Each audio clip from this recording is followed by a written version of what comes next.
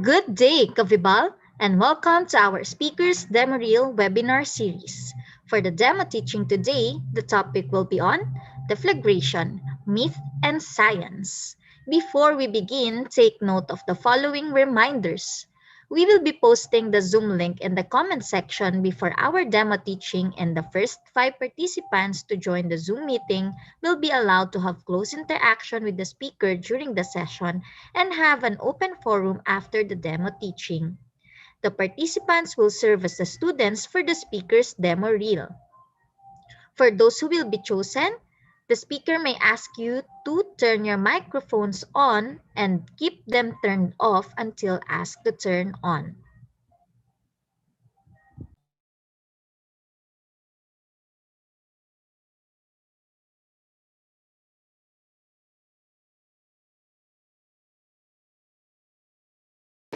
Do you enjoy learning with Vibal? Make your experience even more exciting by becoming a Vibal Group fan. Exclusive perks await fan subscribers. Get access to exclusive webinars. Enjoy free teaching resources. Check out exclusive content. Get discounts on Vibal products.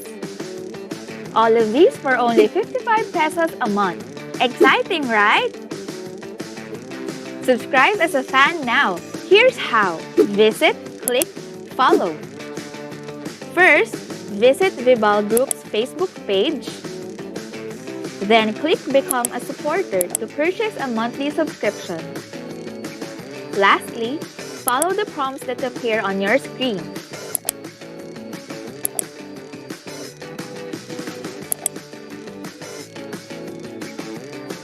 But don't confuse this for top fan. Nuh-uh, it's a different thing. You need to follow the easy steps. Visit, click, follow. Be a Vibal Group fan and enjoy exciting perks today.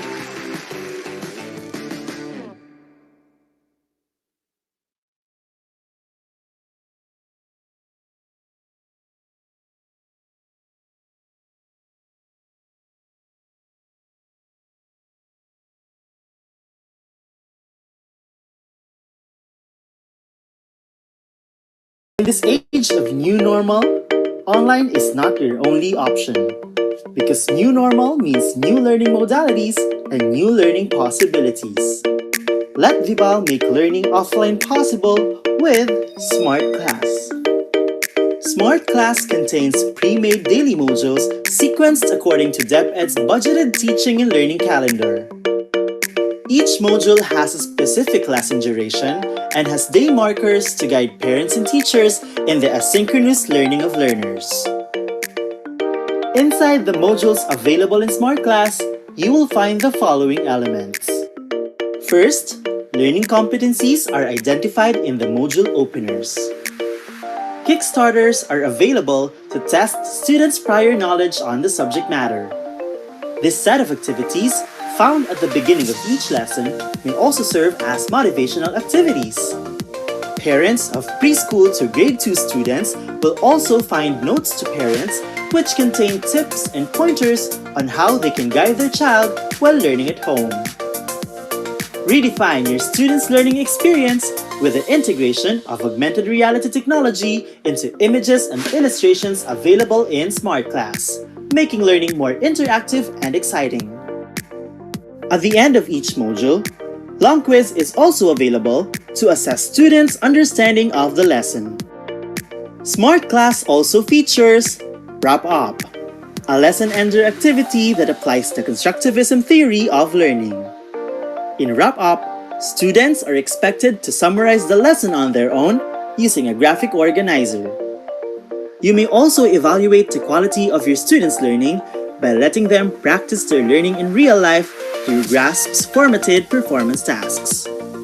The content of Smart Class is designed for the entire academic year, and it is available for 5 major subjects. All aligned with DepEd's K-12 curriculum and covers the most essential learning competencies prescribed by DepEd. Secure your own copy of Smart Class before classes open. Contact marketing@vibalgroup.com to know more.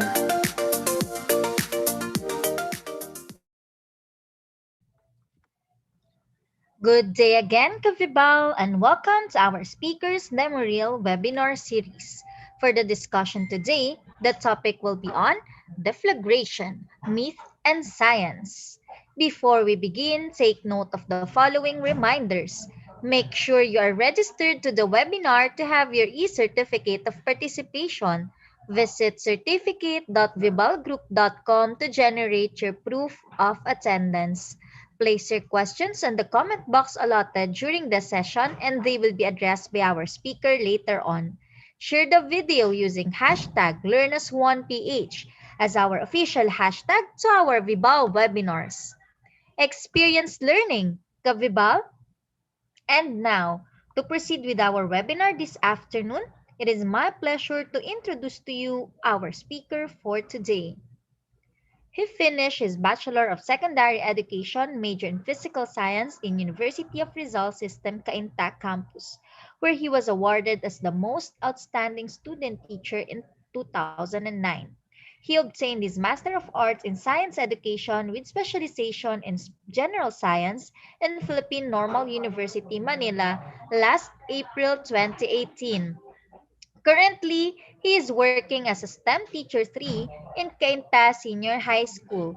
He is a teacher researcher, earning several achievements in the field of research. He won first place for his research paper in District Research Congress in Cainta last September 2019. He was also awarded as Best Oral Presenter in District Research Congress for 2 consecutive years, 2018 and 2019. He was also given recognition as regional level demo teacher in Batangas City way back 2016. He was also assigned as School Disaster Risk Reduction Management Head from 2017 to 2020. In his free time, he loves to play badminton or surf the net or watch funny TV series and anime. Ladies and gentlemen, let us all welcome Mr. Gerald Martos.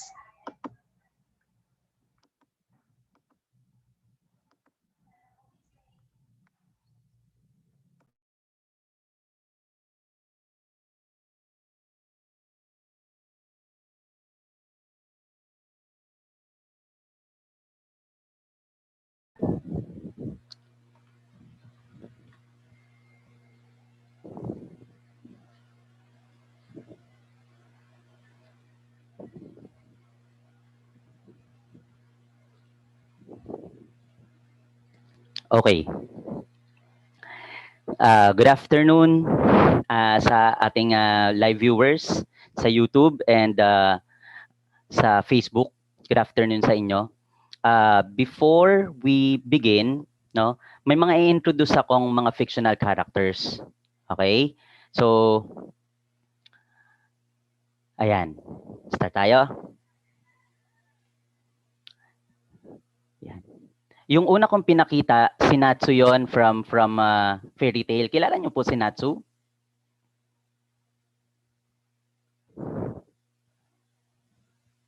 Ayan. Or, sige, diretso lang tayo, ano? How about Portgas the Ace? Ito pong nakikita nyo sa ating screen. Kilala nyo si Portgas the Ace from One Piece?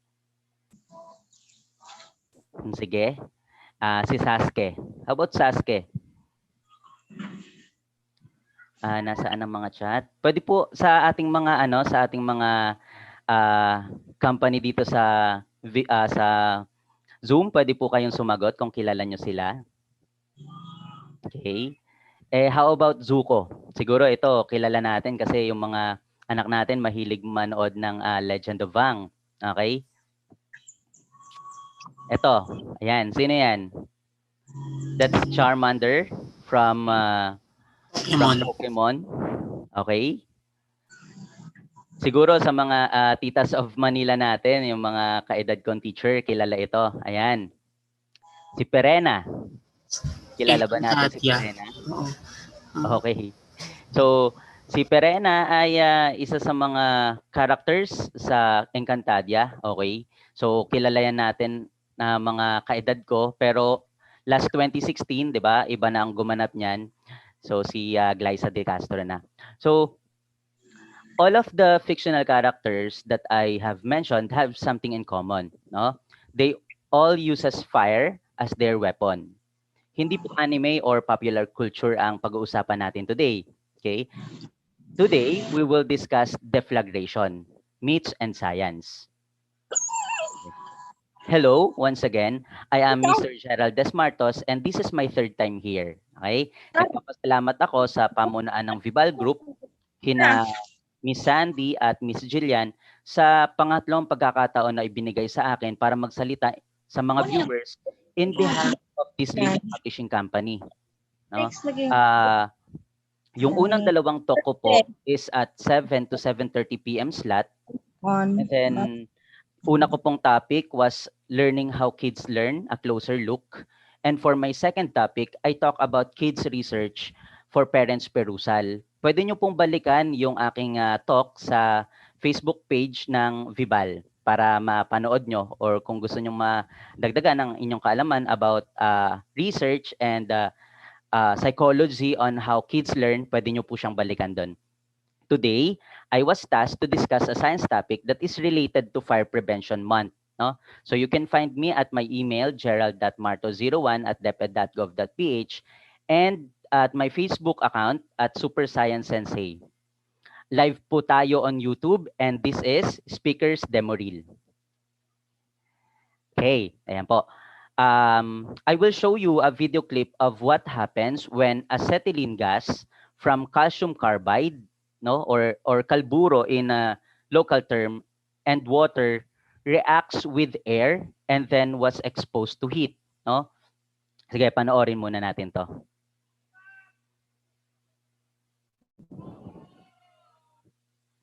Ulitin po natin, ano, medyo mabilis yung video. It's a 4-second video and doon na nangyari lahat ng ng explosion. Tingnan po ulit natin. Ayan. So, ito pong activity na to ay ginawa ko last 2020, no? Last 2020 yung bago pa magkaroon ng pandemic, no? I guess it's around January. Ginawa ko sa akin general chemistry class sa grade 12, no? So, ang term na katon dyan sa gilid is from Naruto, no? It's a Japanese anime which means fire technique. Okay, siningit ko lang, no? So that is entitled katon. So ano po ang nangyari? Tingnan natin. Tingnan natin, no? So again, the video runs for only 4 seconds. So these are the some of the snapshots of the videos. So at 2:18, no? 2:18, ayan po, nakita natin na yung isang balloon ay sumabog na, no? So pumutok na and it encouraged chain reaction para pumutok yung the second balloon, okay? So yun po ang nangyari hanggang 2:26 nagkaroon na po ng full explosion, full blown na po siya. Tumagal po iyan hanggang 2:34, no? 2 seconds and 34 split second, okay? And 2:46 nakita po natin na nagsisimula na mag-dissipate yung light and yung sound ng explosion na yan, humihina na rin yung frequency, okay? So the last snapshot at 2:55, usok na lang halos ang nakikita natin, although at the side mayroon pa tayong mga nakikitang fire. Converted na rin yung acetylene gas into carbon dioxide and water vapor. Okay. So, let's go back first for some basics about chemical equation. So, itong chemical equation natin, hindi ito naipakita sa vid, no? Kasi it's a preparation para mabuo yung acetylene gas na nandun sa loob ng balloon. So, I have kalburo, calcium carbide, is in powder form, no? Plus water, naglagay ako ng water doon, and then nung naglagay ako ng water, meron siyang na-produce na calcium hydroxide in solid form and acetylene gas. Itong C2H2, that's acetylene gas. Yun yung aking kinuha, no? So, para matapos ang chemical equation yan, we have to balance the chemical equation. So, we put 2 as a coefficient uh, in front of water molecule para mabalance yan at masunod natin yung law of conservation of mass. So, that is our equation 1. Next, the second equation is yung nakita na natin sa vid, di ba? Meron dalawang balloon doon. Ang bawat balloon na yon ay may lamang acetylene gas at oxygen, no? Nung kinapture siya na kinapture ko siya, meron siyang oxygen na laman. And then it was tied in a long stick, probably 2 meters, and then exposed to candle flame. So, ang resulta, we have carbon dioxide plus water vapor. Ayan po ang naging resulta niyon. So, pumutok siya, narinig natin. So, na-turn yung acetylene gas at oxygen into carbon dioxide and water vapor. Again, we balance the equation due to the law of conservation of mass, which states that mass can neither be created nor destroyed in any transformation of matter, no? Na ano lang siya, na bubuo lang siya in other forms, pero hindi siya nababawasan. Kaya we balance the equation. Yun po ang reason kung bakit sa chemistry class nagkakaroon tayo ng balancing of equation. That is to follow the law of conservation of mass. Okay. Next, of course, aside from learning, safety is also our priority here. No? Please be reminded that the calcium carbide is corrosive to both eyes and skin. So kung minsan accidentally habang nagpa-practice ako natatouch siya sa skin ko, medyo makati siya, no? And then another, you have to perform the experiment in a well-ventilated and open area. Keep enough provision of water kasi baka magkaroon ng flame or masunog yung mga kalapit na bagay or alam niya in case of emergency, enough water lang pwede na. Then do not overload the flask with calcium carbide kasi mas maraming calcium carbide, mas malakas yung fumes na i-release niya and baka hindi mo makontrol habang kinukuha mo siya in balloon. And then avoid contact of all chemicals with eyes and skin. Of course, you have to wear gloves and you have to practice. Practice, practice, practice. Para pag pinakita mo na sa mga bata, hindi ka na kabado. Kasi kapag kabado ka, mas chance is magkaroon ng mga untoward incident. So, kailangan nating mag-practice and mag-practice. Okay? So, medyo naparami na ang discussion natin sa preliminaries, but this afternoon we will delve into the early beliefs about fire as well as what science, specifically chemistry, says about fire. Okay? For the myths about fire, we will talk about God and Goddess, the Phlogiston fury, the fire as classical element, and for the science part, we will talk about the fire triangle and tetrahedron, the fire as a hazard, causes of fire, and classes of fire. Okay? Let's go to the myths about fire. These are the gods related to fire. Unahin na natin si Prometheus, no? Prometheus is a titan who is well known for stealing fire from gods and gave it to humanity. He also gave the skill of metalwork. Oh, so Titan siya, mas nauna siya dun sa mga Olympians.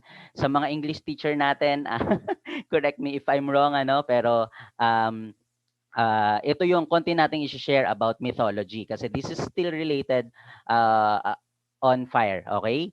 So this figure is a painting by Salvador Rosa and it shows the torture of Prometheus. No, bakit siya tinorture? Nakita natin dun sa previous slide na si Prometheus, nagnakaw siya ng apoy at binigay niya sa mankind. Okay? So nung ninakaw niya yung fire from gods, di natuwa yung mga Olympians. Unang-una, si Zeus. Okay? So according to mythology, Prometheus was bound to a rock and an eagle, no, the emblem of Zeus, was sent to eat his liver.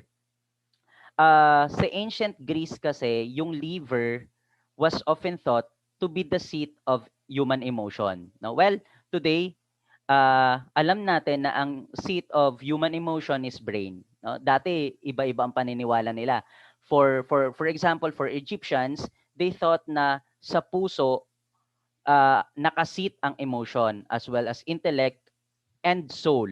Kaya nga kapag minamamify nila yung kanilang mga loved ones, no? Especially yung mga pharaoh na kayang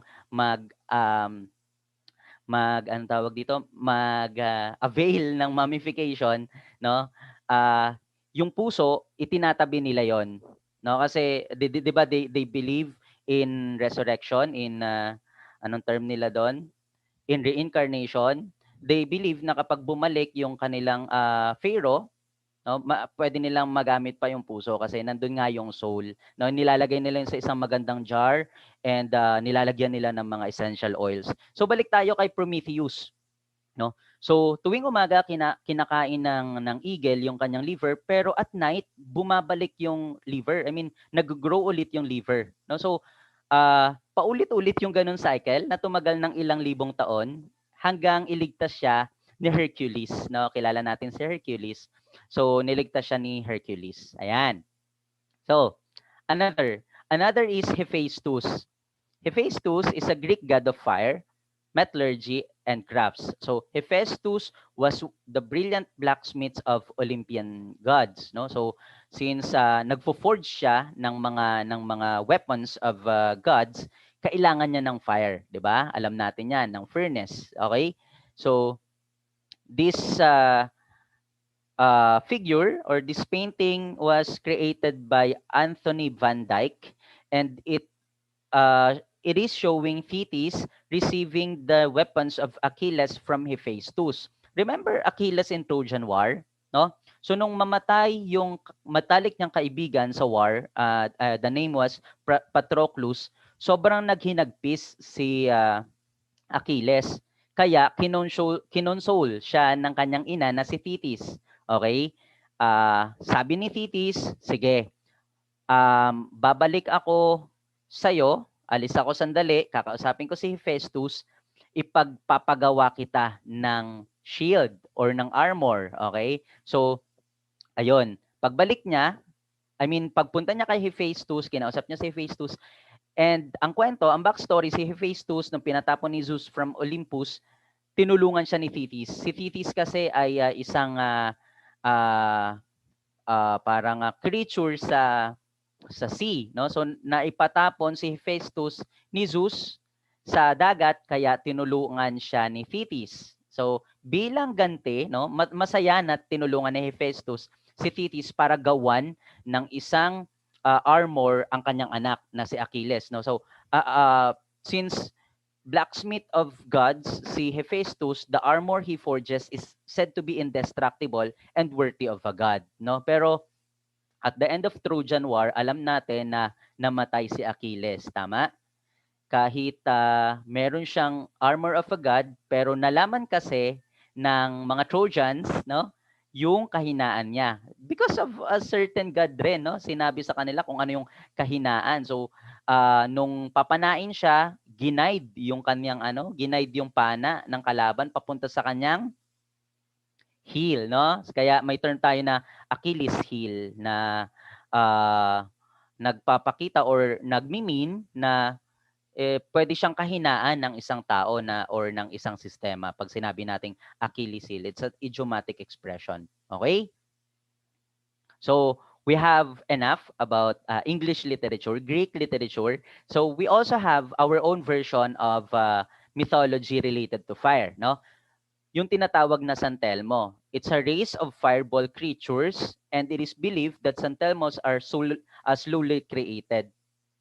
Among the or in the Visayan region, pinaniniwalaan nila na yung San Telmo ay nabubuo kapag nagkaroon ng mga or lumalabas ang San Telmo kapag merong area na pangyayarihan ng away. Doon lumalabas, no, ang San Telmo. So, San Telmo is a shortened term for apoy ni San Elmo, which is a bad omen for Filipinos. No? It is related also to Saint Elmo's fire, which is a different story altogether. Meron ring kwento sa Saint Elmo's fire, no? And it's a scientific, may mga scientific explanation about Saint Elmo's fire, but we will not discuss it anymore. Okay? Kasi baka tumagal pa tayo lalo. Okay? Oh, next. Next is the phlogiston theory. Okay? It is a superseded scientific theory that postulated the existence of a fire-like element called phlogiston contained within combustible bodies and released during combustion. So when we say superseded, it was replaced, no? It was theory that was replaced kasi may mga mas na-prove na mas tamang idea about fire, no? So, phlogiston was the chemical scientists thought to be the cause of fire before we knew what fire really was. No, for 100 years, science was wrong about fire, and the discovery of oxygen in 1774 completely changed the way we think about the chemistry of fire. Okay, the account begins with this guy, Johann J. Becher. Kakaiba ang mga paniniwala ng tao noon, no, nung bago pa magkaroon ng chemistry, kakaiba ang mga paniniwala noon kasi naniniwala sila sa magic. Do you believe that? Si Becher, for example, naniniwala siya na with enough materials, he could turn himself invisible. Di ba? Medyo saliwas yung mga way of thinking nila, pero that is because they believe in alchemy, no?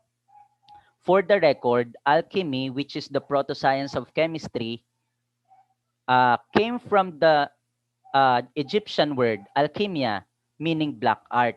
Okay?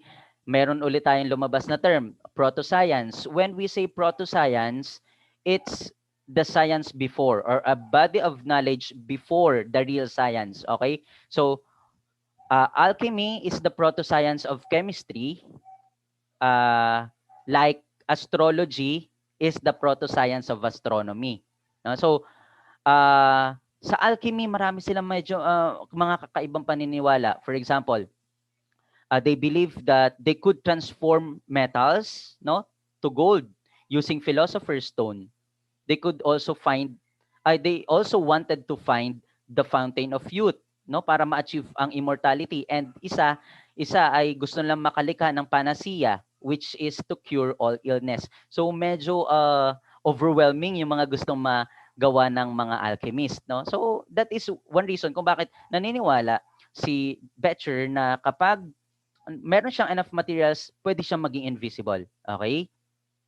So in his book, Becher thought everything was made out of some mixture of three substances: water, air, and earth.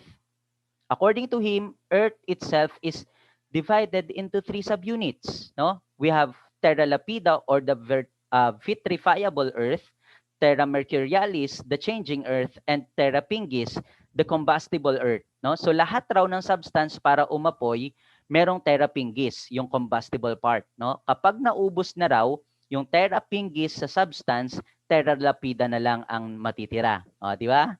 Ang ganda rin ng thinking nila. And then, here comes George Ernsthal. He built on Becher's theories. He renamed terra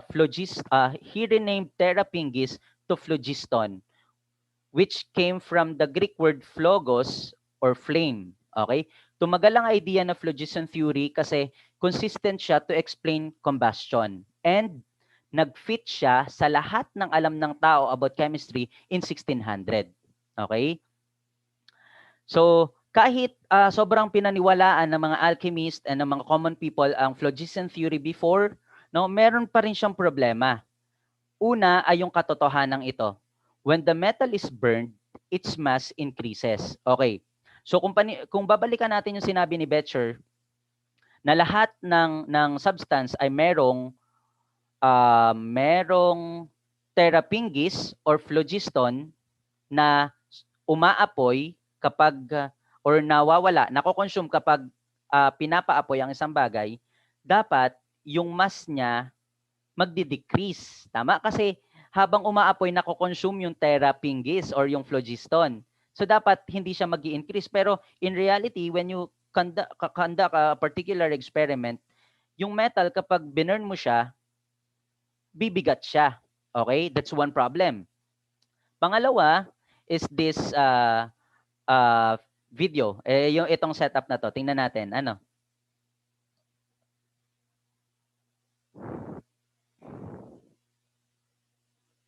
Ayan. Tago natin ang brand.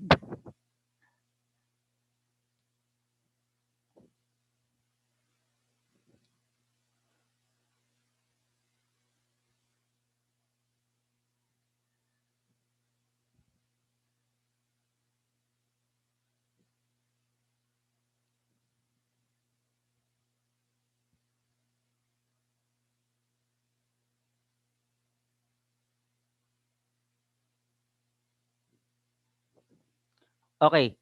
Nakita natin yung problem, di ba?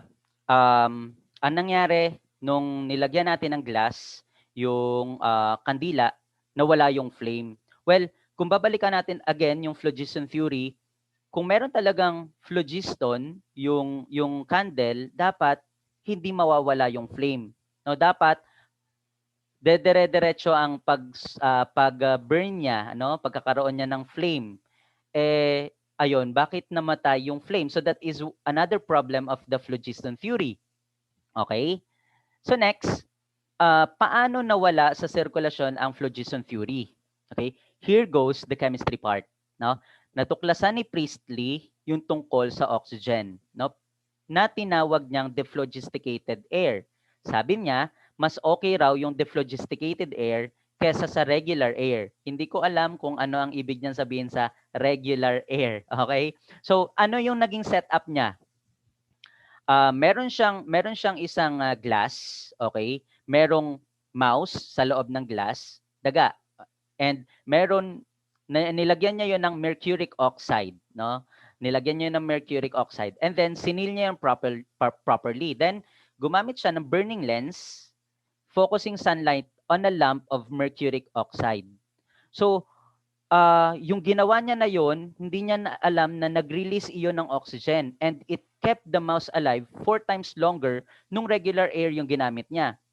Meron din kasi siyang isang experiment. Again, may glass siya, tapos merong rat. Clinose niya yung glass with a rat inside or mouse inside, namatay. Mabilis na namatay yung rat kasi alam natin na na-suffocate na siya, na-suffocate siya. Okay? So, yung ginawa niya, yung sinabi kong experiment, so nabuhay ng 4 times longer yung rat. So, sinabi niya na natuklasan niya yung dephlogisticated air without knowing na oxygen na yung natuklasan niya. Okay? Sige. And presenting the soon-to-be father of modern chemistry, Antoine Leron Lavoisier. Okay, di ba? Parang naging French yata ako doon. Nung nagkita si Priestley at Lavoisier sa Paris noong 1774, napag-usapan nilang dalawa ang gawa ng isa't isa. Okay? Kasi sila ay fan ng isa't isa. No? Matagal nang pinag-aaralan ni Lavoisier yung dephlogisticated air ni Priestley pero hindi siya maka-arrive dun sa last piece of element which is the oxygen. Then after nilang mag-usap, parang nagkaroon ng divine inspiration ito si Lavoisier. Siguro nung binalikan niya, ay parang ito yung ginagawa kong experiment, no? So binalikan niya ang kanyang pinag-aaralan. After series of experiments, pinangalanan niyang oxygen yung gas na natuklasan niya. At sinabi niya na kapag nasusunog ang isang bagay, no, it doesn't give off phlogiston, okay? It actually reacts with the surrounding oxygen.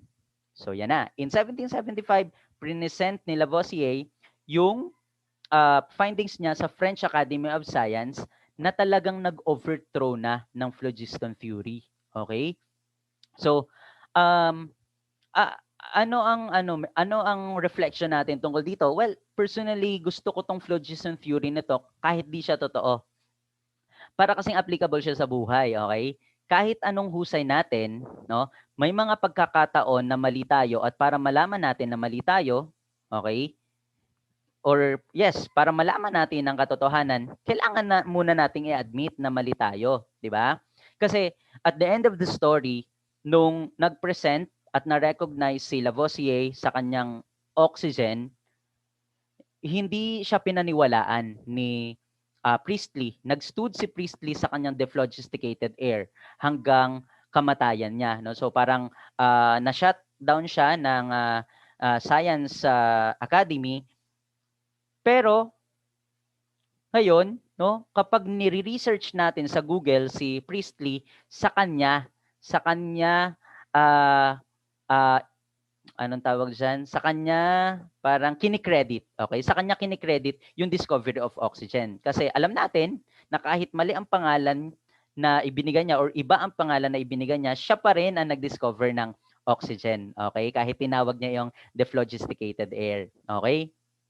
Yeah. Let's move on to fire as classical element. So, fire is one of the four classical elements in ancient Greek philosophy and science. It was commonly associated with the qualities of energy, assertiveness, and passion, no? So, sobrang sikat ng fire or yes, ng fire sa pop culture, no? Kasama niya yung wind, yung air, and water, di ba? Like yung mga fictional characters na binanggit ko kanina, lahat sila gumagamit ng fire. Marami pa mga fictional characters na gumagamit ng fire, okay? Like doon sa mga normal conversation natin, pag sinabi mong nag-aapoy ang damdamin, di ba? Nag-aapoy sa galit, silakbo ng damdamin, things like that, you are actually referring to the qualities of fire or characteristics of fire, di ba? Yung baby ko, medyo onti pa rin yung buhok niya sa ulo, no? Kapag karga ko siya at siguro pagod na or irritable na or naiinis na, siguro gusto na rin mag-nurse, no? Literal na mainit yung ulo niya, di ba? May nararamdaman ko siya kasi kapag karga ko siya, syempre skin to skin nararamdaman ko yung temperature ng ulo. Umiinit talaga kapag naiinis siya. Kaya natatawa ako. Ito pala yung literal na mainit yung ulo. So talagang yung apoy, no, at lahat ng kalakip na kahulugan at pagkakagamit nito, talagang parte na ng buhay natin. Okay? So, Empedocles said that there were four fundamental elements: the air, fire, water, and earth. Expanding to this, he characterized each element as follows: fire is both hot and dry, air is both hot and wet, water is both wet and cold, and earth is both dry and cold. Ayan, ganyan yung characterization ni Empedocles dyan sa mga elements na yan. Okay? Next is Aristotle. Later on, he added ether, the fifth and the highest element, and he believed that ether is the one composing the heavenly bodies. Okay. So, idinagdag niya yan dun sa apat na mga elements na ipriniset ni Empedocles. No? So, yung role talaga ng apoy sa civilizations ay napakalaki na. Even before, thousands of years ago, we have evidence of human-controlled fire. No? So, that leads me to my question. Magtawag tayo ng ating mga participants. No? What are the positive and negative qualities of fire? Okay, sige. Magtawag tayo. Paano ba to? Chat. Ayan. Ayan. Sige po. For our viewers, pwede po kayong mag-chat ng inyong sagot sa comment box ng ating video. Live po tayo sa YouTube. And for my company here in Zoom, yan po. Sige po.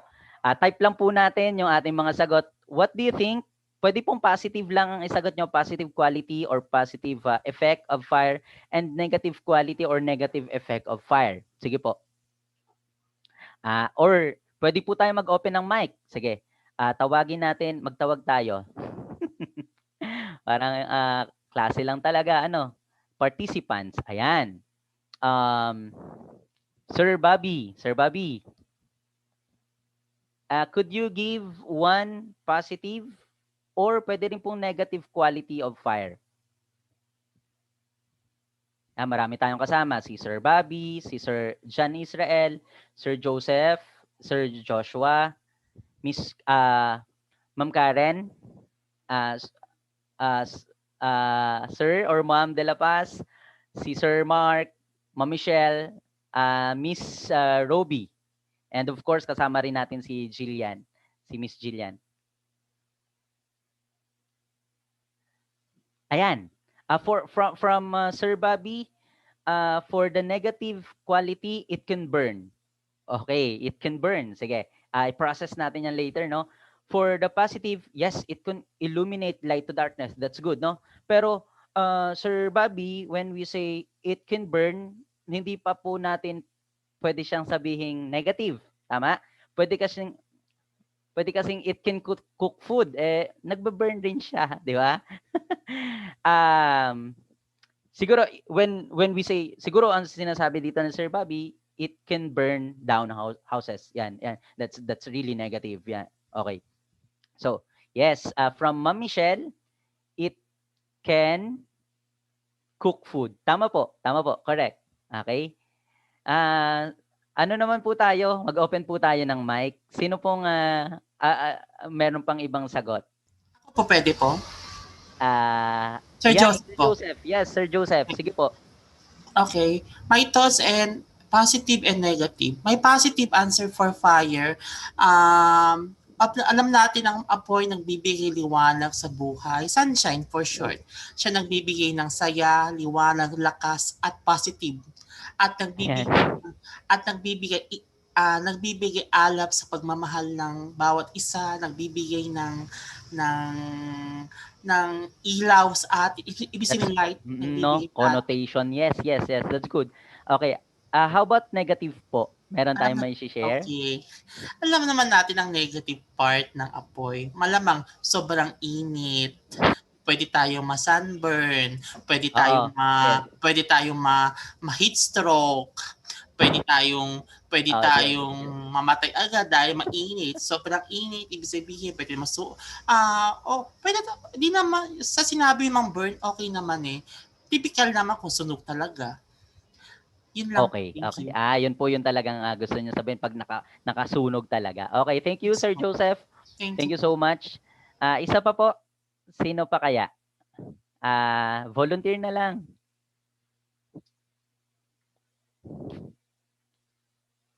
Miss Karen, nandiyan po ba si Miss Karen, si Ma'am Karen? We have an answer po sa chat from Miss Robeline. Okay. It can give us heat in our body, especially sa mga country na may winter season. Ayan, that's good po, no? Kaya uso sa kanila yung mga fireplace, no? Kapag may winter dito kasi sa atin, we only have two season, the dry and the wet. Kaya kapag dry, mainit talaga. Okay? Positive use of power plants. Although it's fission, no? Nuclear fusion and fission. Okay. Thank you so much for your participation. Yan po, tulad ng sinabi nyo, there are positive and negative qualities of fire. Hindi lang siya puro negative, no? Kala natin pag fire, talagang nakakatakot agad. Pero if we can control fire, pwede tayong mag-benefit sa kanyang mga positive qualities, okay?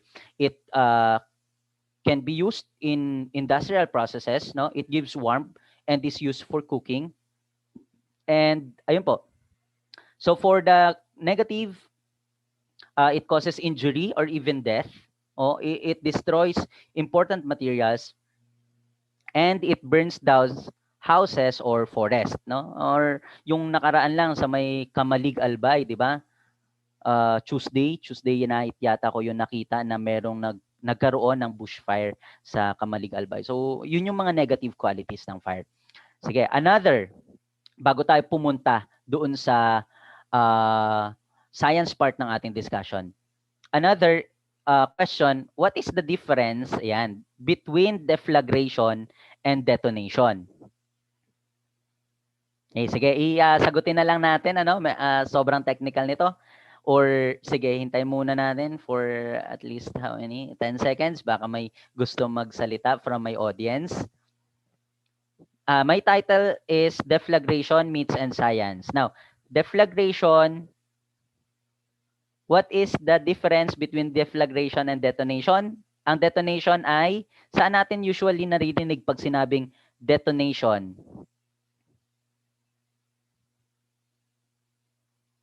Saan po natin naririnig? Yan, very good, Sir Bobby. Bombs, no? Atomic bombs, or hydrogen bombs, or bomb detonation. Okay? Pag deflagration, bago ba tayo sa word na deflagration? That's correct po, Sir Mark. Bomb. How about deflagration? Well, ang deflagration po is another term doon sa mga usual na fire na nakikita natin.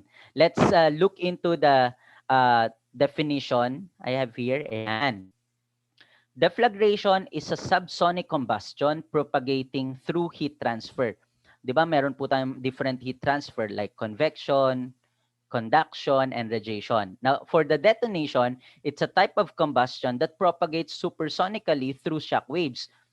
Ang main difference nitong dalawa, for the keyword po, ay yung subsonic and supersonic. Okay?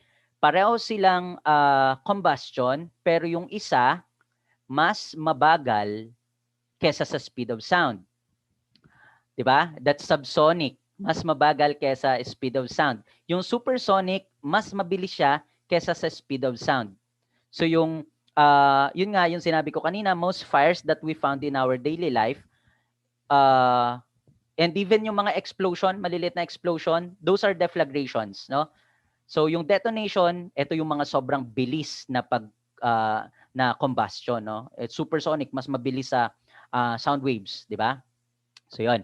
How about deflagration and conflagration? Yeah? Sa mga English teacher natin, nagagamit natin ang term na conflagration. How about the difference between deflagration and conflagration? From our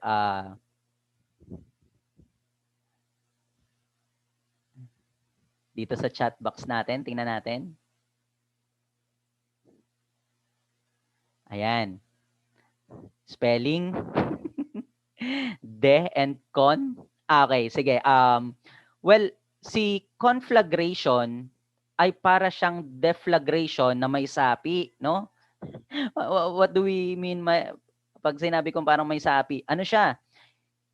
Si conflagration is uncontrolled, no? Intense and disastrous fire. Yun lang po ang difference nila. Si deflagration, we can still control it. Yung mga normal fire na nakikita natin, that's deflagration. Kapag uncontrolled na siya, vicious, no? Intense and disastrous, ang term na po doon ay conflagration. Okay? Sige po. Let's now proceed to the science of fire. No? Under this section, we will discuss the fire triangle, the fire tetrahedron, fire as a hazard, causes, and classes of fire. Unahin po natin si fire triangle. It is a simple model for understanding the necessary ingredients to ignite and sustain a fire. So what do you think are those ingredients or elements? So for you to probably guess what element is needed, yes, merong galing yata kay Sir Mark. Sir Mark, okay? Ayan. False alarm. So, for you to probably, yes, guess what element is needed, let us watch the video I prepared. No? Tingnan muna natin and then later I will ask you, ano kaya yung isang ingredient na pinakita doon sa video na kailangan para magkaroon ng apoy. Okay? Yan po.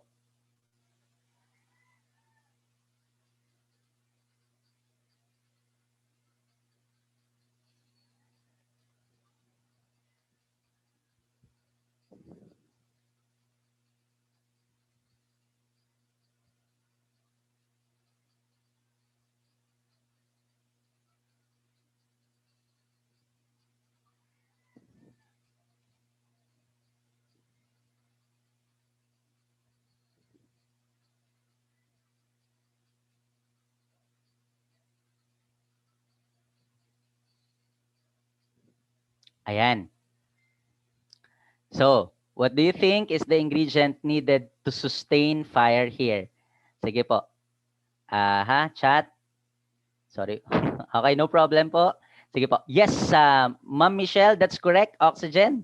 Okay, correct, no? Ito yung pinakita natin kanina dun sa video na about phlogiston theory. Yes, um, this video, that's correct po, no? Shows the role of oxygen to the formation of fire, no? So nung kinulong ko ng baso yung apoy or yung kandila, no? Nagamit lahat ng oxygen doon sa loob ng glass na yon. And all of the oxygen turned into carbon dioxide and eventually nawala na yung apoy kasi hindi kayang suportahan ni carbon dioxide yung fire na nandun sa kandila. Okay? Sige po, that's our first part. Next. Okay. How about in this video? Tingnan po natin kung ano naman ang ingredient na kailangan para mag-start ang fire.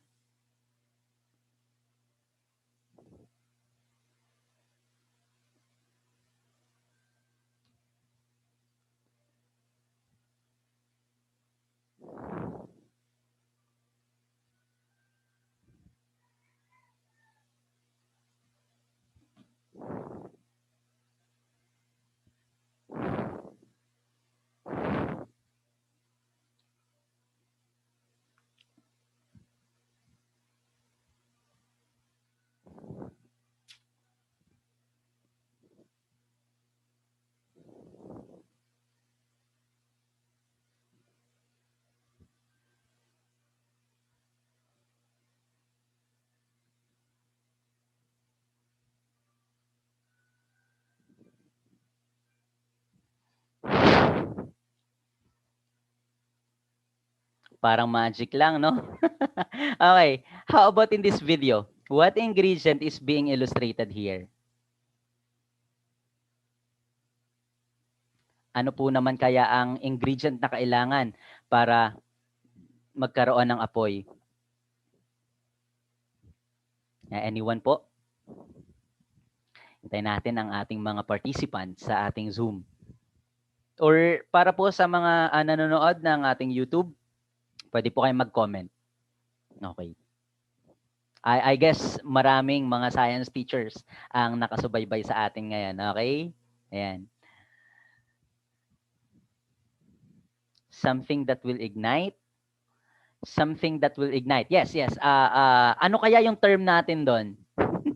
Sir Bobby, ano kaya yung term natin doon sa something that will ignite?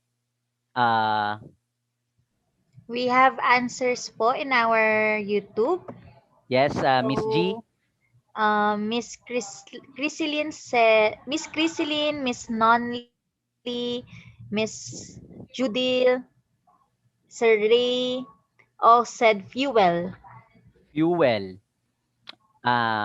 Fuel. Okay. I think mamaya pa yung fuel. Okay. And then we have other answers po. Yes po. Ano po yung may other answer? Rodel and Kisha, dry materials. Hindi dry. Okay. So, ano kaya? Meron akong hinahanap na term eh. Okay? Although, papunta na doon yung mga sinasabi nila. Okay. Miss G, meron tayo ditong sagot from Sir Bobby, no? Sabi niya, heat. May question mark. Yes, that's correct, Sir Bobby, no? The video shows the role of heat. Okay? So, nung binasa ko po yung candle wick, di ba? It did not produce enough heat para mag-ignite ng fire. Pero nung deny natin yung candle wick using a tissue paper, it could reach enough heat, that is using a lighter, no, para makapagsimula ng apoy. So that's correct po, heat. Okay. Tumawa pa si Mr. Robbie, haha, sabi na pero hindi niya yata na i-type yung kanyang sagot. Thank you for our participants both in YouTube and here in our Zoom. Okay, thank you so much. Last, medyo na-spoil tayo. Okay, tingnan natin na next. Next, ayan. Part C, tingnan po natin.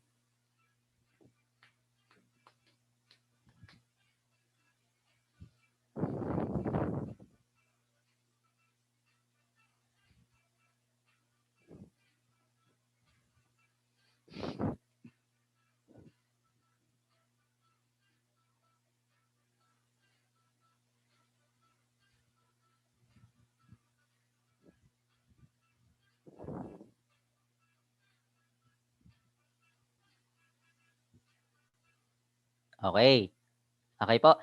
The ayun, yung sinabi nila kanina ano, the last substance or element na kailangan natin para mabuo yung fire triangle is the fuel. Okay, for the candle wick serves as the fuel, no? Yung wax po, yung candle wax is just there to support fire, pero it's not capable po of burning in itself, no? So kailangan ng candle wick. So nung nakita nyo na yung wax lang yung sinisindihan ko, hindi siya nagkakaroon ng fire, no? Hindi na sustain yung fire or hindi talaga nag-ignite. Pero nung candle wick yung sinindihan natin, yan, nagsimula or nag-ignite yung fire. So, yun po yung fuel. Okay? So, ito po yung simple schematic diagram ng ating fire triangle. So, we have oxygen, heat, and fuel. If one is missing from that element, then fire will not be produced pag nawala po yung isa sa mga iyan. Okay, here's the definition. For the heat, different materials have different flash points. When we say flash point, ito po yung lowest temperature para ma-reach ng isang substance or isang bagay yung ignition point, no? Or para siya mag-ignite. Okay? For the fuel, a fire cannot begin if there is no material to burn. And for the oxygen, to sustain the combustion reaction, oxygen is needed. Alam naman natin yan. Okay? And the next one is the fire tetrahedron. Due to the advancing studies and research about fire, a fourth player has been introduced, no? That is the chain reaction dito po sa baba. Okay? So, again, oxygen sustains combustion, fuel supports combustion, and the heat raises the material to its flash point.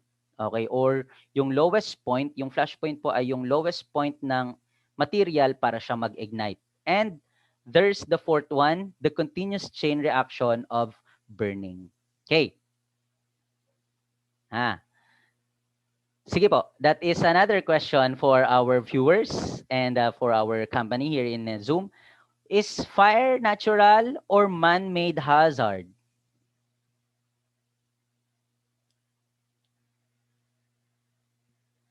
Sige po. Check natin sa ating chat box. Man-made. Okay, from Sir Alex, sabi niya man-made raw ang fire. Let's see. Any other answer po? Natural. Magkaiba. Magkaibang sagot ni Sir Alex and ni Ma'am Michelle. But from Miss Robbie, it can be natural or man-made. Okay, sige. May I call you, Miss Robbie, may I ask you to open your mic and explain to us why fire is both natural and man-made hazard? Miss Robbie?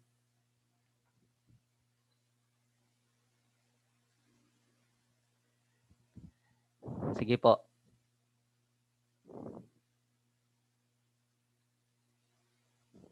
Natural. Miss Robbie? Pwede po kayong mag-open ng mic para ma-explain. It can be natural or man-made. Both? Yes? That's correct po. That's correct. Okay?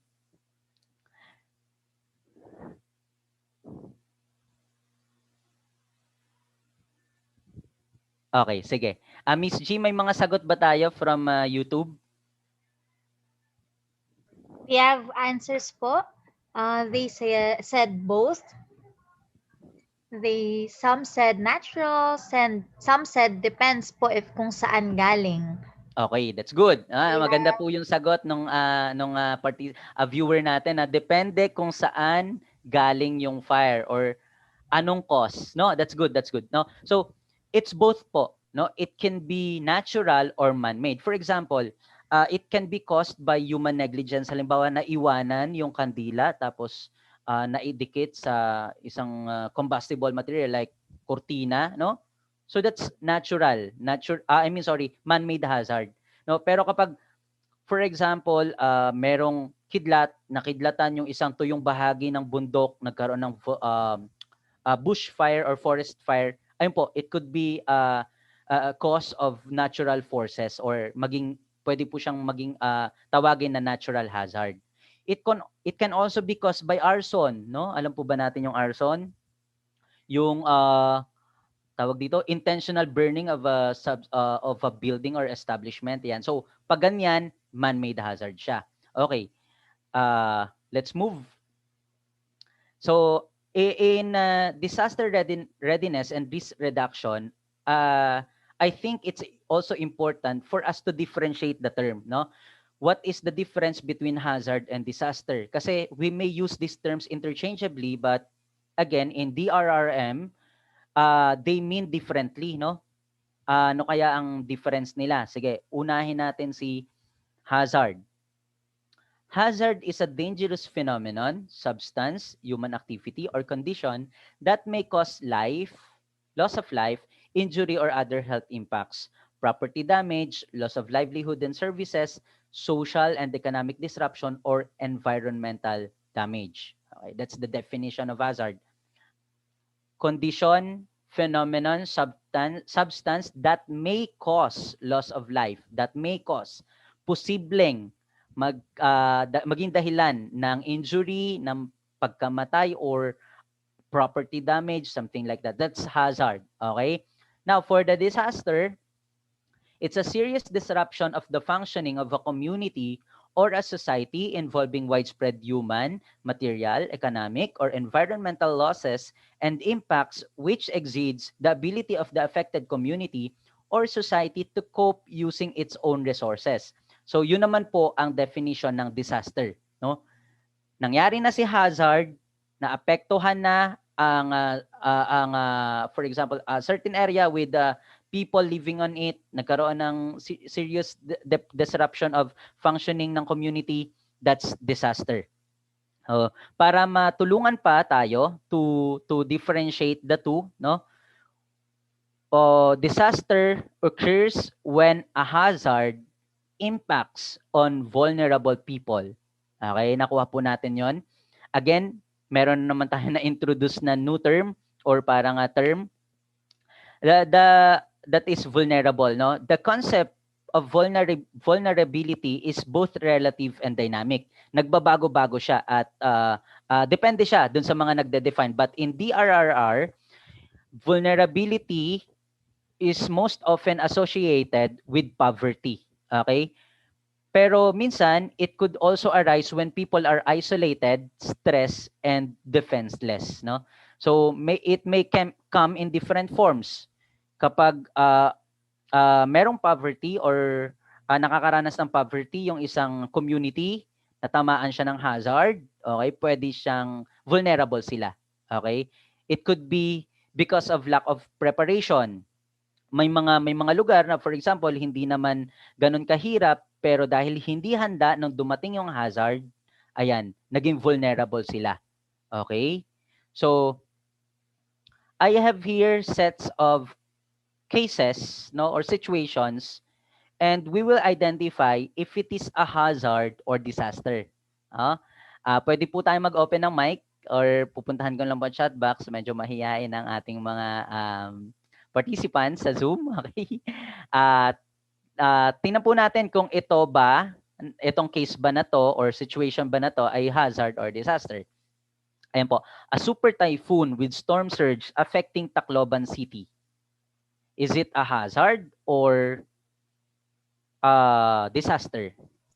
Disaster. Sino po yung sumagot? That's correct po. Ako po. Joseph po. Sir Joseph, thank you so much. Yes. A super typhoon with storm surge affecting Tacloban City. That's correct. That's a disaster. Next po. A strong earthquake on a remote and unpopulated island.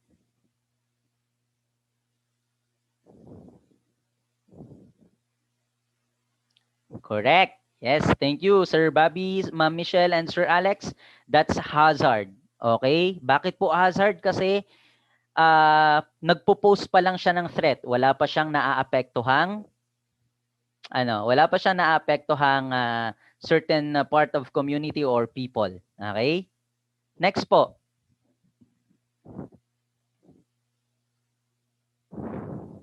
Ayan, a drought in Australia's arid and remote location.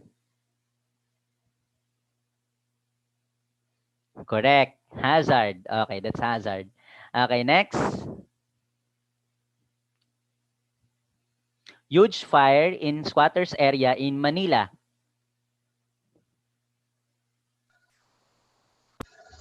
Disaster. Okay, correct po, no? Thank you so much. Disaster po siya. So, no, malinaw na ang pagkakaiba ni hazard sa disaster. So, kapag ano siya, nagkaroon tayo ng chance na gamitin siya ng tama, we have to use it properly. Okay? Thank you so much.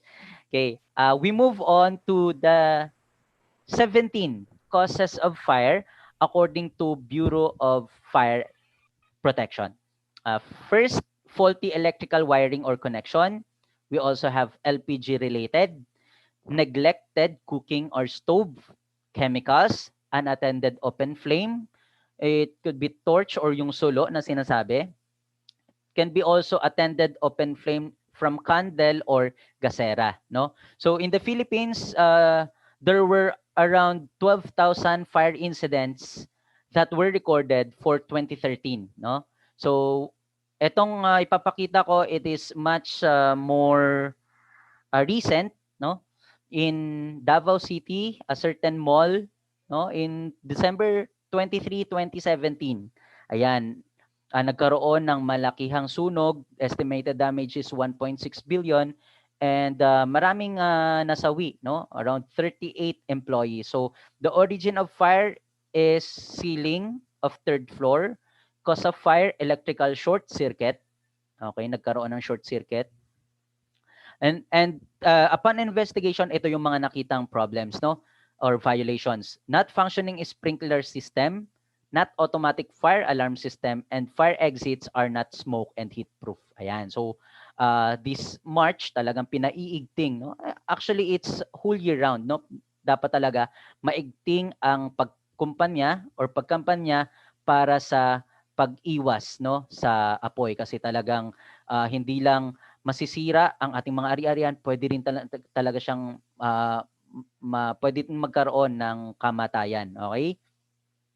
Next for the continuation of the causes, matchstick or lighter, direct flame, contact or static electricity, neglected electrical appliances, electrical machineries, cigarette butt or yung mga upos ng sigarilyo, and incendiary device or ignited flammable liquid.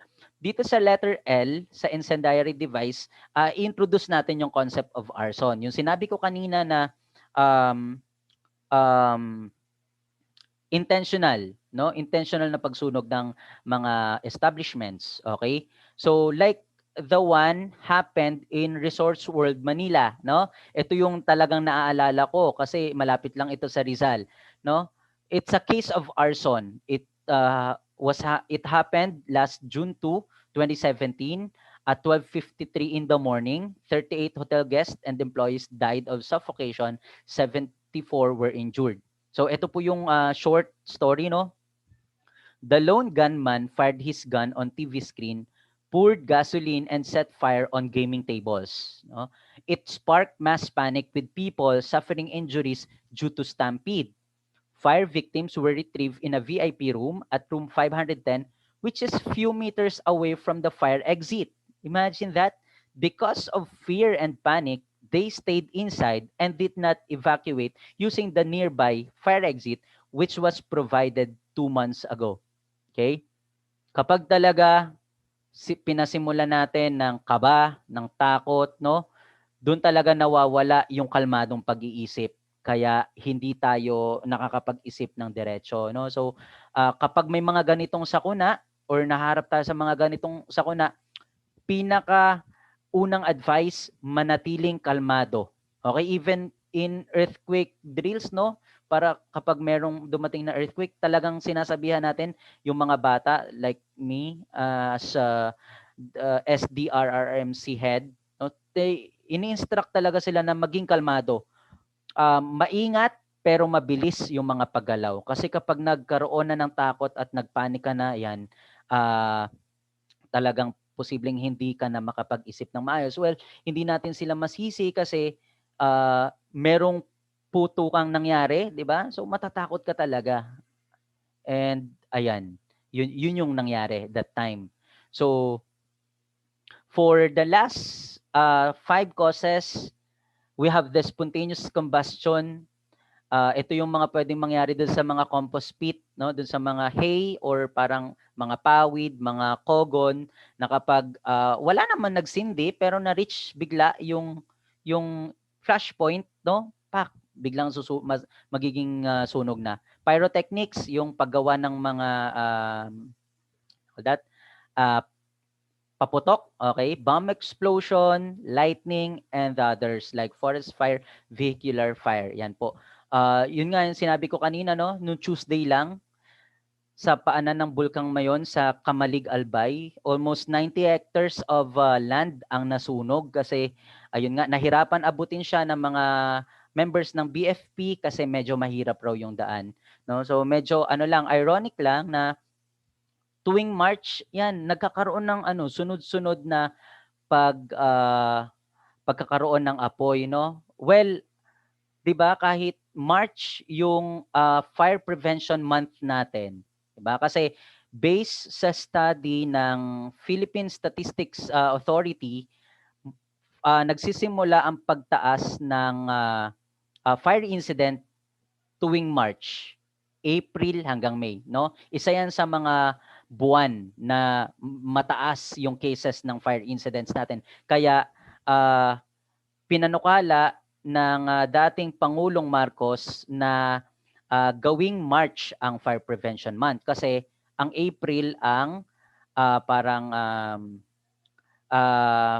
doon naman sa mga vacation hazard naman ang kailangang maikampanya ng maayos at mai-celebrate, no, para magkaroon naman ng kamalayan sa vacation hazard, no? Kaya yung April yung ginawang vacation month. Vacation hazard month. Okay? So, this is the last topic, no? The classes of fire. There are 5 fire classes. First class is yung solid, no? Fuels are ordinary combustibles such as wood, paper, plastic, or anything that leaves ash. It could be furniture, no? This is one of the most common types of fire because solids are the most common type of fuel and isa sa mga pinakamahirap alisin, no? Kasi talagang even the structure of the building, solid yan. Kaya isa yan sa mga pinaka-ordinary type of fire. Okay, water extinguisher lang katapat niyan. Next, Class B, fuels are flammable or combustible liquids like petroleum oil, gasoline, paint, and flammable gases such as propane and butane. Now, according to statistics, ito yung pinaka-konteng cause ng fire pero pinaka-fatal, no? Bihira siya mangyari pero kapag nangyari, sobrang fatal. Maraming nasasaktan, namamatay. Okay? So, ang ginagamit dito na fire extinguisher, foam. Foam. Yung fire extinguisher na ang laman ay foam. Next, we have Class C. Fuels are energized electrical fires like motors, transformers, and appliances. Diba? Yan ay mga nakasaksak sa ating outlet. Kapag tinanggal yung source of electricity niya, yung fire na yan ay nakaka-classify na into other classes. Okay? Hindi na siya class C. Nagiging class C lang siya kapag meron pa ring source of electricity. Siyempre, kapag may electricity, hindi natin dapat gamitin ang tubig bilang pagpatay. Water is a good conductor of electricity. Pwedeng gumamit ng dry powder extinguisher. Yung mga extinguisher natin, yun, pansin nyo, may iba't ibang kulay yan or parang dun sa signage nila may iba't ibang kulay representing yung content niya, no? Yung element or yung substance na meron siya para sa pagpatay ng specific class of fire, no? Pag maliit yung motors or transformers, pwedeng sand, no? Pwedeng sand ang ipangpatay natin ang apoy. Class D, fuels are combustible metals such as potassium, sodium, aluminum, titanium, and magnesium. yung metal, 'di ba, parang matigas siya, parang hindi siya hindi siya mag-ignite ng fire. Pero given enough temperature, pwede siyang mag-undergo ng combustion. Well, also good conductor 'yan kapag 'di ba, pag yung metal good conductor, mainit yung isang part, pag hinawakan mo yung dulong part, mainit din. So pwede siyang mag-ignite rin ng fire. Paano natin siya pinapatay? Hindi tayo gumagamit ng water kasi accelerant rin siya ng water fire ng metal fire. So may mga dry powder extinguishers tayo, or again, kapag maliit lang yung metal na pwedeng tapunan. Pwede niya siyang tapunan or sabuyan ng sand, okay, or ng lupa. Okay. Next, the last class of fire is yung yung fire na ang fuel ay cooking oil, grease such as animal fat and vegetable. Isa lang ang instruction dito. Never leave food or frying equipment unattended during use. Okay? Tapusin muna ang ginagawa bago gumawa ng ibang bagay. I mean, tapusin muna ang pagluluto bago mag-multitask. Mahirap maiwanan ang mga ganyang bagay, no? So, ang ginagamit natin dito ang extinguisher is a wet chemical extinguisher. Okay?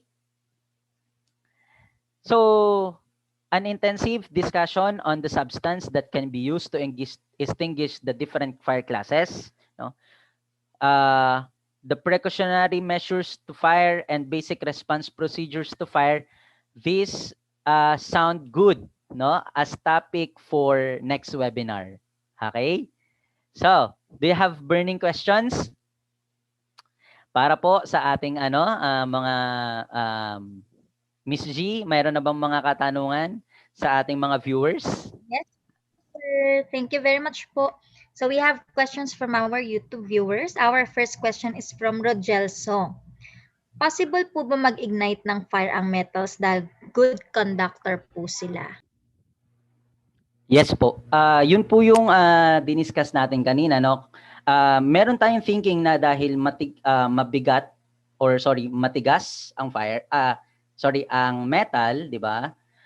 Very hard sila, pwede siyang hindi mag-ignite. Pero given enough temperature, no? Kapag nag-ignite sila, pwede silang mag-cause rin talaga ng fire kapag nag-ignite yung mga metal na yan. Okay? So, pwede rin po basta medyo mataas ang temperature na kailangan. Okay? If the metal is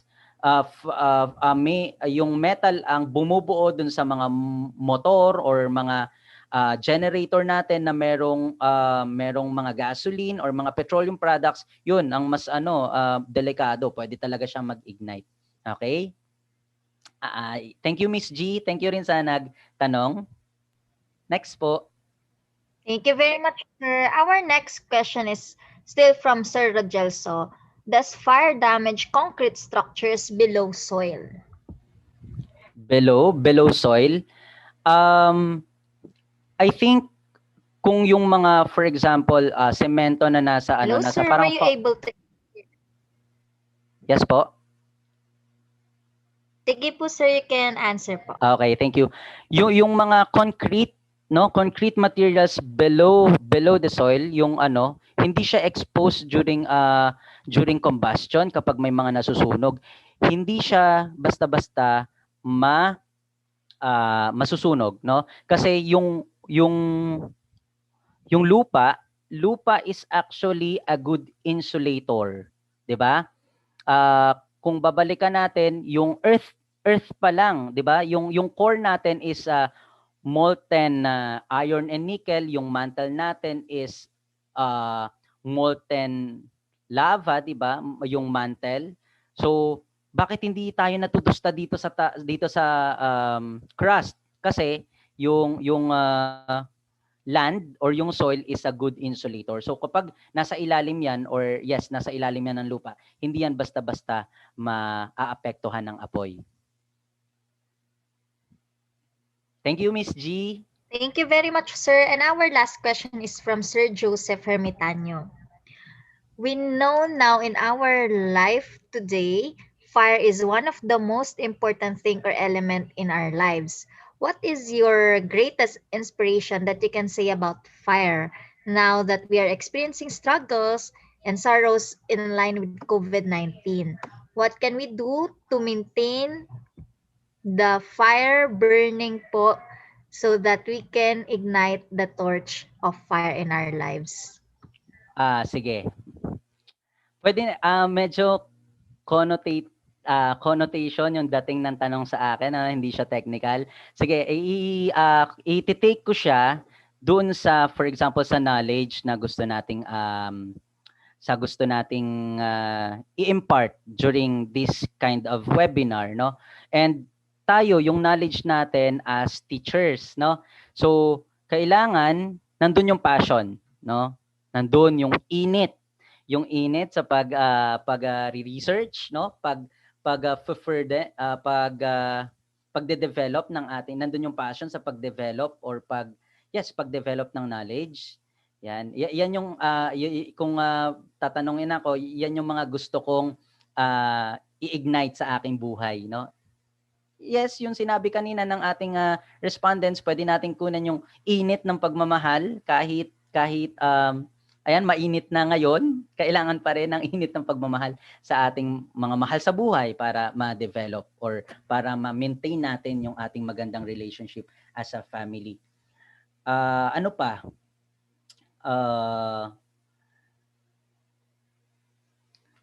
Siguro as a teacher personally, yung tungkol sa, 'di ba, ang fire is contagious, no? Sobrang ano siya kapag dumikit lang siya sa isang combustible na bagay, pwede siyang yung combustible na bagay na yun ay maaano din, masusunog din, 'di ba? Siguro pwede natin yang ipakita sa mga estudyante natin, no? For example, yung eagerness natin na matuto, maging isang lifelong learner, 'di ba? Pag nakita nila na yung kanilang mga teachers ay talagang natututo, no? Talagang nagtuturo ng maayos, gusto silang matuto sa gitna ng pandemya, nandun yung passion para magturo at tumulong sa mamamayang Pilipino, sa mga kabataang Pilipino, siguro mahahawa sila doon, no? Pwede silang mahawa. Ako personally, gusto ko na makita ng mga estudyante ko na talagang excited ako magturo ng science para alam niyo yun, ma-develop yung motivation nila, ma-encourage sila na pumasok sa STEM related careers. So doon ko i-relate yung burning passion or yung fire sa aking buhay.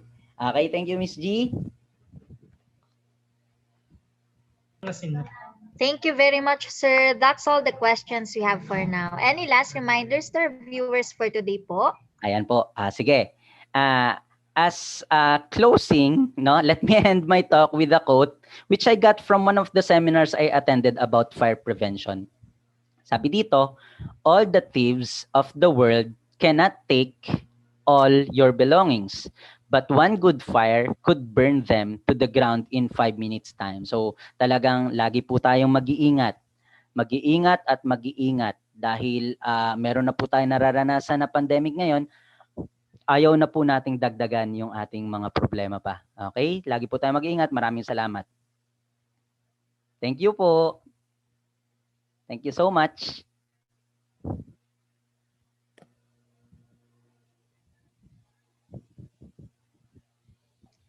There we have it. In behalf of Vibal Group Incorporated, I would like to thank our speaker for today for this very interactive and insightful demo teaching session. It is an honor to have you with us today, sir. And to all our Vibal viewers, all thanks to you for your continuous patronage to our daily learning session. Special thanks to those who participated in our webinar as our students for today.